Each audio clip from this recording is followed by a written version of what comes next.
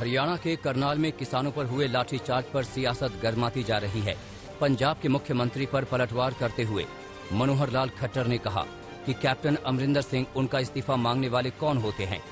मेरी बजाय उन्हें इस्तीफा देना चाहिए, क्योंकि किसानों के आंदोलन के पीछे वो ही हैं। दिल्ली की सीमाओं पर प्रदर्शन करने वाले किसान भी पंजाब के हैं। इसके साथ ही मनोहर लाल खट्टर ने पंजाब के मुख्यमंत्री पर किसानों को उकसाने का आरोप लगाया। किसान नेता करनाल में हुए लाठीचार्ज के मामले में एसडीएम पर कार्रवाई की मांग पर अड़े हैं। संयुक्त किसान मोर्चा ने हरियाणा सरकार को 6 सितंबर तक करनाल के एसडीएम पर हत्या का केस दर्ज करने की मांग की है। किसान नेता गुरनाम सिंह चढ़ूनी ने कहा कि पुलिस की लाठीचार्ज में एक किसान की मौत हुई है। ऐसे में सरकार को एसडीएम के खिलाफ कार्रवाई करनी चाहिए। इसके साथ ही लाठीचार्ज के बाद किसान नेताओं ने आंदोलन तेज करने की चेतावनी दी है। मुजफ्फरनगर में 5 सितंबर को होने वाली किसान महापंचायत को लेकर पश्चिमी यूपी की सियासत गर्मा गई है। राष्ट्रीय लोक दल के अध्यक्ष जयंत चौधरी ने ट्वीट कर किसान महापंचायत का समर्थन किया और लोगों से एकजुट होकर ताकत दिखाने की अपील की। उधर रविवार को नूंह में हुई महापंचायत में किसान नेता पहले ही कह चुके हैं कि हरियाणा पंजाब के विरोध वाले मॉडल को यूपी में भी लागू कराने की कोशिश की जाएगी। संयुक्त किसान मोर्चा प्रदेश के लोगों को एकजुट करके बीजेपी के खिलाफ माहौल बनाएगी।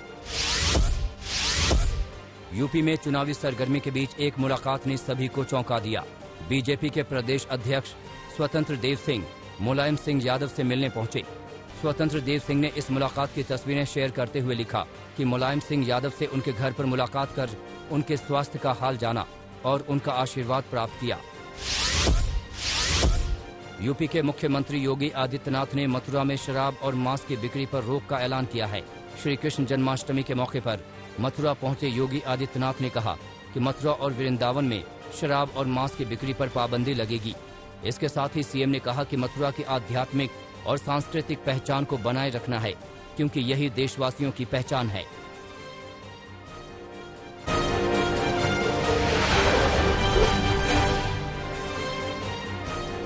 उत्तर प्रदेश के फिरोजाबाद में वायरल फीवर और डेंगू ने कहर बरपाया हुआ है। बीते 11 दिनों में यहां 40 लोगों की जान जा चुकी है, जिसमें ज्यादातर बच्चे हैं। हालात का जायजा लेने के लिए मुख्यमंत्री योगी आदित्यनाथ फिरोजाबाद पहुंचे। उन्होंने राजकीय मेडिकल कॉलेज में स्वास्थ्य सेवाओं का हाल जाना। इसके बाद योगी आदित्यनाथ उन इलाकों में भी गए जहां वायरल बुखार से मरीजों की मौत हुई है। इस दौरान मुख्यमंत्री ने मृतकों के परिजनों से मुलाकात की, मरीजों का हालचाल जाना, साथ ही स्वास्थ्य विभाग के अधिकारियों को जरूरी निर्देश दिए। उत्तर प्रदेश शासन से मेडिकल एजुकेशन की भी और सर्विलांस की भी टीम को यहां पर भेज करके हम इसकी जांच करा रहे हैं कि मामला संदिग्ध डेंगू से सब जुड़े हुए हैं या और भी कोई मामला है, जिससे हम लोग उस पे जा सकें। मेडिकल कॉलेज में पर्याप्त मात्रा में मैन पावर उपलब्ध कराने के निर्देश दिए गए हैं। फिरोजाबाद में वायरल फीवर और डेंगू के मरीजों की बढ़ती संख्या को देखते हुए प्रशासन ने सख्त कदम उठाने शुरू कर दिए हैं।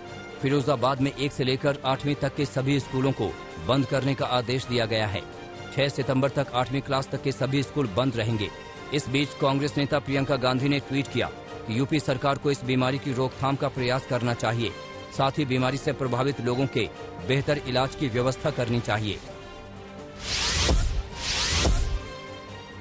कांग्रेस नेता राहुल गांधी ने एक बार फिर केंद्र सरकार पर हमला बोला है। राहुल गांधी ने हाल के दिनों में हुई हिंसा का वीडियो शेयर करते हुए लिखा कि क्या संविधान के अनुच्छेद 15 और 25 भी बेच दिए। दरअसल संविधान के अनुच्छेद 15(1) के मुताबिक राज्य किसी भी नागरिक के साथ जाति, धर्म, लिंग, जन्म स्थान और वंश के आधार पर भेदभाव नहीं कर सकता। वहीं संविधान के अनुच्छेद 25 से लेकर 28 तक में धार्मिक स्वतंत्रता की बात कही गई है।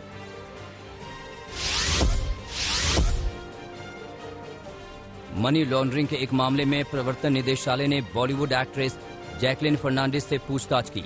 ये मामला सुकेश चंद्रशेखर से जुड़ा हुआ है, जिस पर ईडी ने मनी लॉन्ड्रिंग का केस दर्ज किया था।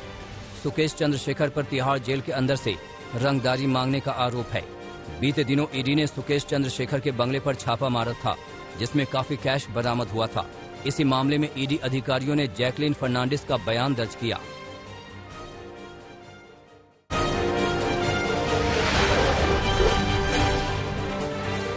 बिहार के कई हिस्सों में बाढ़ और बारिश से जनजीवन ठप हो गया है।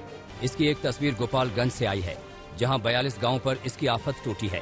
मांझा इलाके में एक हादसा भी दिखा। वहां एक युवक तेज बहाव में देखते देखते बहने लगा, लेकिन गनीमत रही कि उसने हिम्मत दिखाई और खुद को संभालते हुए पूरी सूझबूझ के साथ बाहर निकल आया।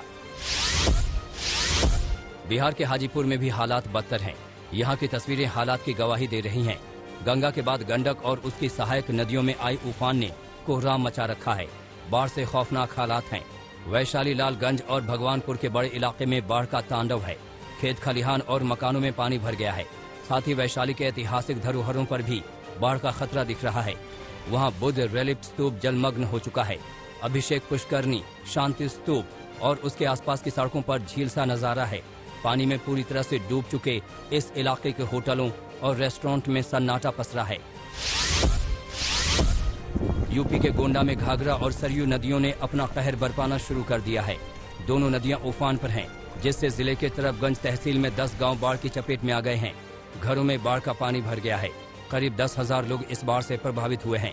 यहाँ सरयू नदी खतरे के निशान से 51 सेंटीमीटर ऊपर और घाघरा नदी 29 सेंटीमीटर ऊपर बह रही है, जिससे चारों तरफ पानी ही पानी दिखाई दे रहा है।